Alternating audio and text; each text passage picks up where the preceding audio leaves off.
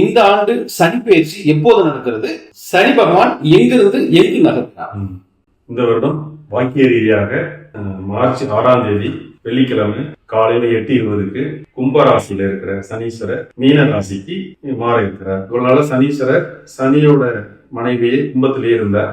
இப்ப மீனத்துக்கு குருவோட மனைக்கு மாற இருக்கிறார். அந்த தாக்கம் ஒவ்வொரு ராசிக்கும் ஒவ்வொரு மாதிரி இருக்கும். தனுசு ராசிக்கு சனி பயிற்சி எப்படி இருக்கும்? தனுசு ராசியை பொறுத்த வரைக்கும் இந்த சனி பயிற்சி, அதாவது 2026 மார்ச் 6ஆம் தேதி காலையில 8:24க்கு கும்பராசியில இருக்கிற சனீஸ்வரர் மீன ராசிக்கு மாற இருக்கிற காலகட்டம் தனுசு ராசிக்கு எப்படி இருக்கும் அப்படின்னா, ராசிக்கு 4ஆம் இடத்துக்கு சனீஸ்வரர் போறார். அப்படின்னா அது குருவோட மனையில தான் போறார். குருவோட பார்வையிலையும் இருக்க போறார். அதனால கண்டிப்பா அது நல்லதா தான் இருக்குங்கிறதுல எந்த மாற்றமும் இல்லை. பட் 4ஆம் இடத்துல போகும்போது தாய் கூட கருத்து வேறுபாடு மோதல் இருக்கிறதுக்கு, கான்ட்ரவர்சி இருக்கிறதுக்குலாம் கொஞ்சம் வாய்ப்புகள் இருக்கு. அது மாதிரி வீடு வாங்குறது கண்டிப்பா கிடைக்கும். கொஞ்சம் தாமதமாகும். கொஞ்சம் அலைஞ்சு தெரிஞ்சு தான் வாங்க வேண்டியிருக்கும். ஆனா தரமானதா கிடைக்கும் அப்படிங்கிறது தான். 4ஆம் இடங்கிறது படிப்பை சொல்ற இடம், உயர்கல்வியை சொல்ற இடம்.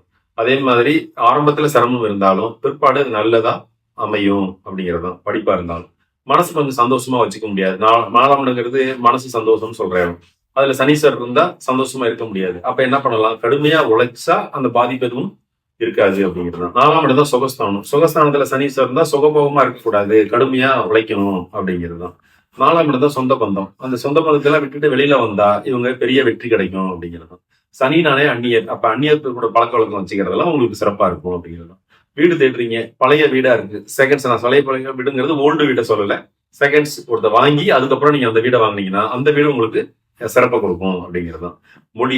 வேற மொழியில இருக்கிறவங்க, வேற இனத்துக்காரங்களாம் உங்களுக்கு சப்போர்ட் பண்றதுக்கு வந்துருவாங்க 4ல இருக்கிற இந்த சனீஸ்வரரால. பொதுவா 4ஆம் இடத்தை தாமதமா அவரு நன்மை செய்வார் அப்படின்னு அதை எடுத்துக்கலாம். 4ஆம் இடம்னா என்ன? வண்டி, வாகனம், சமுதாயம், சுகபோகம், தாய், அந்தஸ்து, இதெல்லாம் சொல்ற இடம். அந்த இடத்துல சனீஸ்வரர் இருந்தா எப்படி இருக்கும் அப்படின்னா எல்லாமே கிடைக்கும், கொஞ்சம் தாமதமா இருக்கும் அப்படிங்கிறது தான். அது குருவோட மனைங்கிறதுனால கண்டிப்பா அது நற்பலன்கள் கிடைக்குங்கிறதுல மாற்று கருத்து இல்லை. இப்போ தனுசு ராசியை சேர்ந்த தொழில் முனைவோர் இந்த காலகட்டத்துல புதிய முயற்சிகளில் ஈடுபடலாமா? லாபம் கிடைக்குமா?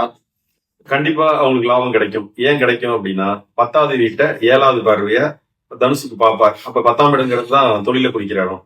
அந்த இடத்த சனீஸ்வரர் வலுவா இருந்துதான் பாக்குறாரு. குரு பார்வையாக அந்த புனிதமாயி தான் எது சனீஸ்வரர் புனிதமாகிறார். எப்படி புனிதமாகிறார்? குருவோட மனையில இருக்கிறதுனால புனிதமாகிறார். குருவோட பார்வையில இருக்கிறதுனால புனிதமாகிறார். சுப நட்சத்திரத்துல இருக்காது. குருவோட நட்சத்திரம் சனி சொந்த நட்சத்திரம் புதனோட நட்சத்திரத்துல இருக்குங்கிறதுனால எல்லா விதத்துமே புனிதமாயிடுறாரு.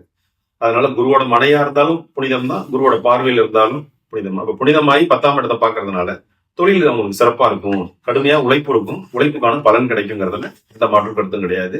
அவங்க செய்யற தொழில பெரும் வளர்ச்சியை பார்ப்பாங்க.